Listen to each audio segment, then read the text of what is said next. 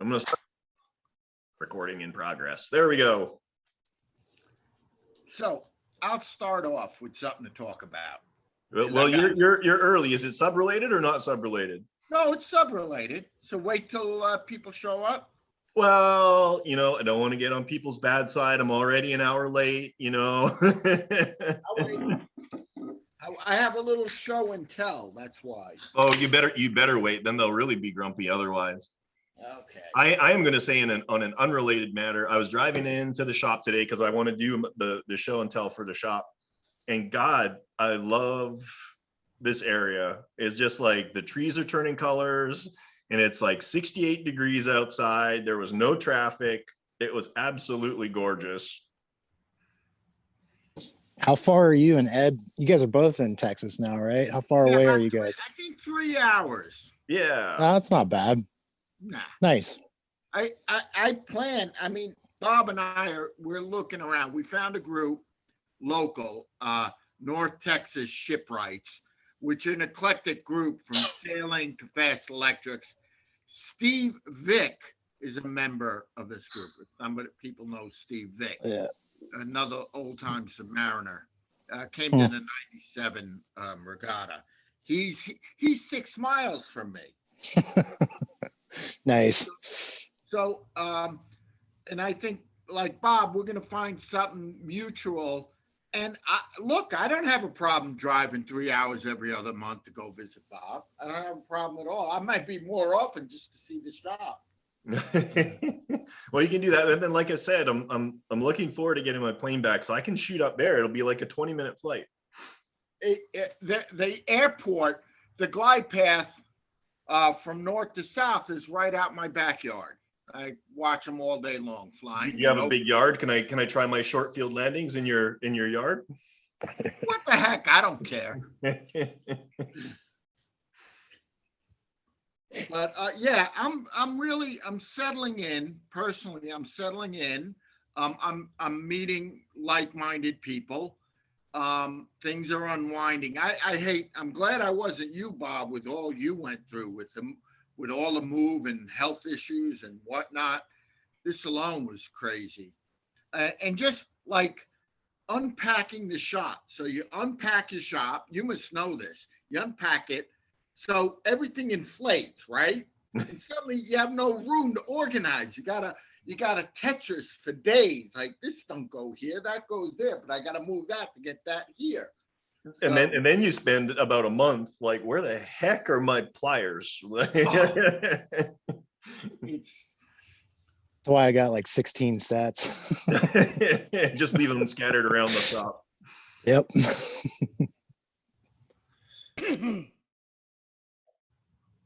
Yeah. Well, three more minutes. I'll share a couple.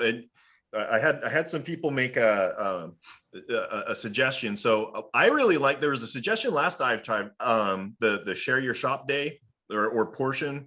I think we should totally do that. But what we're going to do, we're going to schedule it so that people can get on the docket. Just because I'm controlling the scheduling, I get to go first.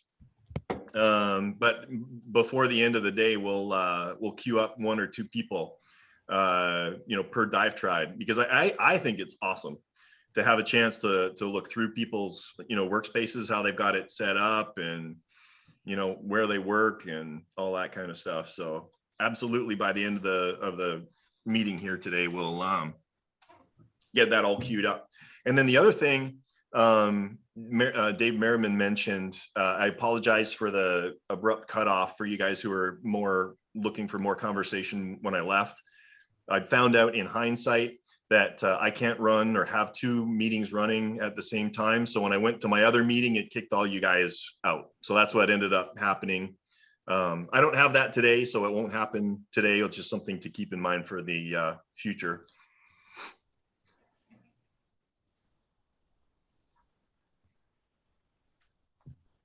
Coming up on 4. Let's see here. I'm going to switch my view. I have a question. I've been water testing the sea view, and I have the baffles in the ballast tank. Is there such a thing where they're too close to the outside of that they restrict the water too much? from Mhm. moving back and forth? Sure. Yeah, Because absolutely. I noticed it's been filling up one side and it trickles down to the far end, and that stays up a long time. Then all of a sudden, boom, it goes down because it caught up with the rest. So I should loosen it up a little bit or put some holes so that it kind of goes up even. Yeah, yeah. You really don't want to it to be a situation where your pump is draining one side of your ballast tank, before the other side will catch up to it. It's Yeah. just to stop sloshing, right? Yeah. So, you can put pretty sizable passages in there for the water to go through. Okay. Yeah, because I noticed when it's draining out too, because I pump the water out, it gets to a point where it's sucking air because the Yeah, and water. then you got to wait, and then it catches up, and you can kick the Yeah. pump on. Yeah. Yeah. So, all right. Open And things up. what's that? Open things up. Yep, I'm gonna. So, it's the Grumman in me where everything is tight tolerances. Open up from the bottom. Right. Yep. That's another thing was I've been reading your book, Bob, and I mean I learn things every day from it, and I go to it and everything like that. I even read the chapter on Kiss, but and then you skipped over it. yeah, I'm not criticizing at all, but is there some spot maybe that I missed where you go through like the different types of pumps, whether diaphragm or gear or centrifugal, and how some are used in one case and not in another case? I didn't get that deep in that book. If you take any one chapter in that book, you could write another book just on Right. that chapter, right? So Yeah. I did not. I more went into the overarching ballast, types. But yeah, that's super good information. And we've touched on that before. I think we actually had a DiveTribe where we went into all the different pump types, the centrifugal, the diaphragm, the peristaltic, and all of the different and potential applications for them. Yeah. This could be the question of pumps. There's two categories: positive displacement and centrifugal. Centrifugal will backslide on you. The other ones are pretty much wherever you stop, the flow stops. Right. Are any of you guys car guys? You're familiar with superchargers? You've got the positive displacement superchargers and centrifugal superchargers. That's right. That's right. Yeah. You got the vane type or the gear type, and they're positive displacement. Everything else is wide open. Yep. Yeah. But how I found out was I had the CVU I had set up with an accumulator tank, and it was supposed to pressurize, compress all the air that's in there. And then when it surfaced, all that air was let back into the ballast. But the centrifugal pumps don't have that capability of compressing that air, that 80%. So I went another route. I went to your preferred method where it's vented. Yeah. And then, it'll come back through the vent. So I'm doing it that way. And it seems to work really well. So. Good. Awesome. But I left the accumulator tank because that's part of keeping the ass end of the boat up. It's flotation now. Yeah, it's a 3-liter bottle in there. So. Ken Drews. Oh no. All right.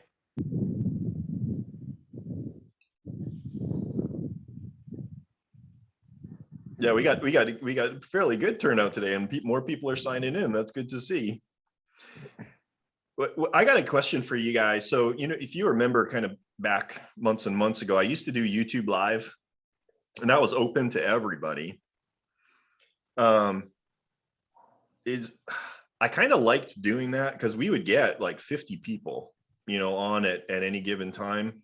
The DiveTribe, it's a gate, right? Pay to play kind of thing. And I personally think the value is there for people, but what would you think if like once a quarter, we opened up a DiveTribe meeting to the general public? Would that be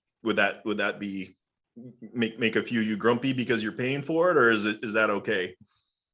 Go ahead, Ed.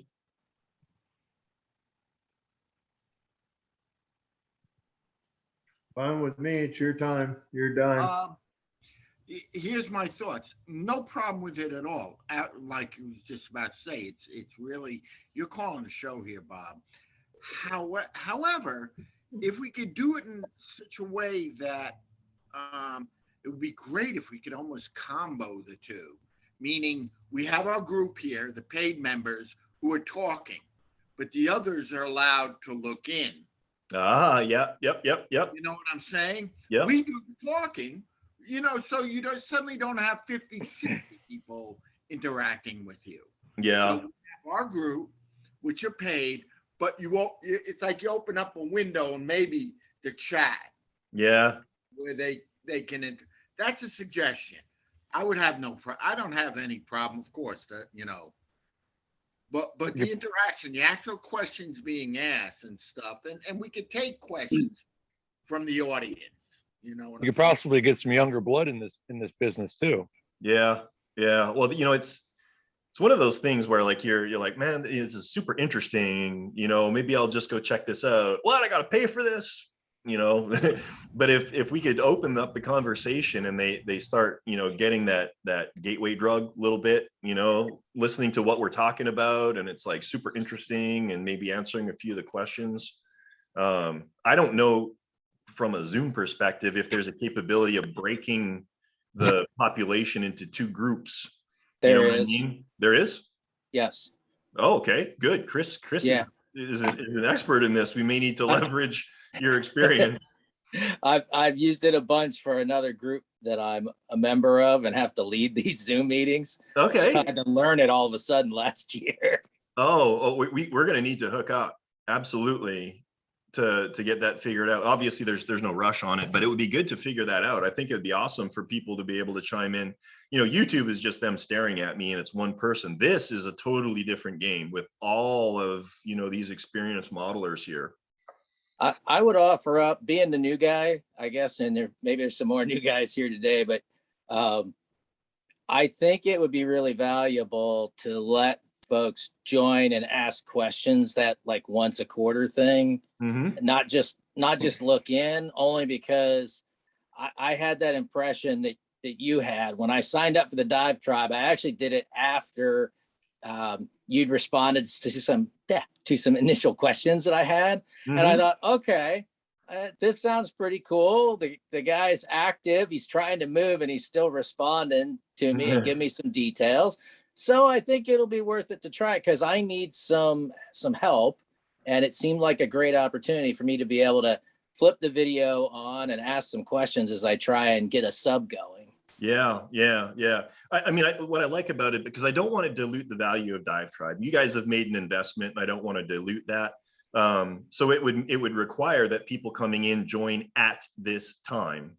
You guys, obviously, if you miss it, you can go back into the archives and you can look at all of the past, DiveTribe meetings as long as you want. So it makes me. You could also stagger it a little. You could start the open meeting 30 minutes ahead of time. Oh, that's true. Yeah, that would be a low-tech solution. Yeah, I didn't even think of that.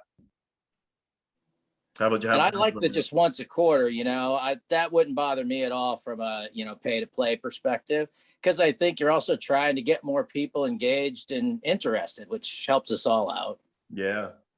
I understand that, but again, what I'm worried about is now you got 50, 60 people all trying to ask questions. So how do you moderate that? I think we just have somebody watching it and they're like, oh, okay, there's a good question. Let's queue this up for discussion with the group. Yeah, you have to use the chat box a lot. You have to educate people on how to raise their hand. Yeah. Zoom's got a bunch of stuff that can even say slow down or can I ask a question? We usually have somebody moderate the chat window. We'll get that figured out. Yeah, we'll queue it up, and we don't need to take up too much more of this particular meeting's time talking about that. But yeah, I think it would be valuable, because what I was doing before was the YouTube live, and that was great, but it basically meant I was allocating more of my evenings and weekends to to that, and it was just eating in, and Renee was not getting super happy with me donating that time to to that. So yeah, it'd be good to combine the two, together, but still bring value to everyone. So that's awesome feedback. Thank you very much. Cool. Okay. You know, I am going to kick off with just a little bit of news on my side. I'll do the tour here in a couple of minutes. I need to switch to my phone. I got to figure out how to do that. It'll like kick me out of there and put me in there, I think. But you know, on top of all of these delays for like moving and all of that stuff, I told you guys I had a messed up neck. Well, it's pretty severely messed up. So I'm queued up for surgery on the 22nd. They're going to fuse 2 of my vertebrae in my lower neck. So that's super awesome because I didn't think I had enough scars already. I'm not sure what the recovery is going to look like. I've got my pre-op on the 17th, so I'll probably know a little bit more, but just letting you know, it'll be, you know, the dry docks will kind of be open for business for like a week or so, and then I'll have to take a little bit of time off. But in the meantime, the product line will be back up. So we should be in pretty good shape there. In some other news, you know, I'm gonna leave Jason to talk about that news. Do you wanna regale the group with your news, Jason? I'm gonna be a Texan. Good. I'm gonna come down. All the orders will be taken care of. I'll be there roughly the first week December-ish, somewhere in there. Depending on Bob's recovery time. Anybody that orders stuff after that, you will be able to get it. So we found a house. We're planning a moving company. We're figuring things out, and happy to be down there and help everybody out. That's good. You guys have no idea how much this is going to help me out, because I was you know, queuing up the hunt for another employee to come and help me with orders and all of that stuff. And I, you know, especially when Jason came up here to help me move, you know, to think of everything that he knows now, where I can just tell him to do something and he can do it. That is just it made my brain running. It made my brain hurt to think of having to go through that whole process again. So it's a huge boon for the company, and for keeping the dry docks nice and smoothly running. And we're potentially looking at expanding, adding more people too, because Jason, really his passion lies in the shop, and he's been doing a great job with helping me get you know, models built, you know, cylinders diagnosed and repaired and put together and all of that stuff. So yeah, it's just nice to go to work and then come home feeling like you accomplished something, like you built something, like I did this today, instead of just packing orders. And I mean, which is great for everybody else that orders stuff. It makes us money, but I love going home and feeling like I helped contribute to a build that I can, from zero to nothing to a fully full submarine. That's what I love doing. Yep. I'm distracted by Steve Hodges' Zoom there. I got Nathan in the background ghosting in and out like some sort of specter. That's pretty awesome. So you guys, I'm hoping you had the chance to take a look at the full length Subfest video. I was kind of devastated because Nathan had it looked like a pretty awesome interview, but there was no audio. So he looked very, very earnest, and he was talking, you know, to the interviewer, but it was all just dead air, unfortunately. So I couldn't really figure out a way to put anything back in there. Maybe we'll have to do a whole separate interview, and we'll just do a whole separate video with Nathan. We have to find somebody who's a lip reader. Yeah, we'll transpose it exactly. Backwards. Watch it in the mirror. Mystery Theater 3000. Yeah, we'll just put our own words in his mouth. That'd be awesome. 2 robots and 1 guy. Yeah. Very good. All right. Look at those boats over there. So much fun. Ha ha. All right, I'm gonna push this button. I'm gonna see what happens. Push the button, Mac.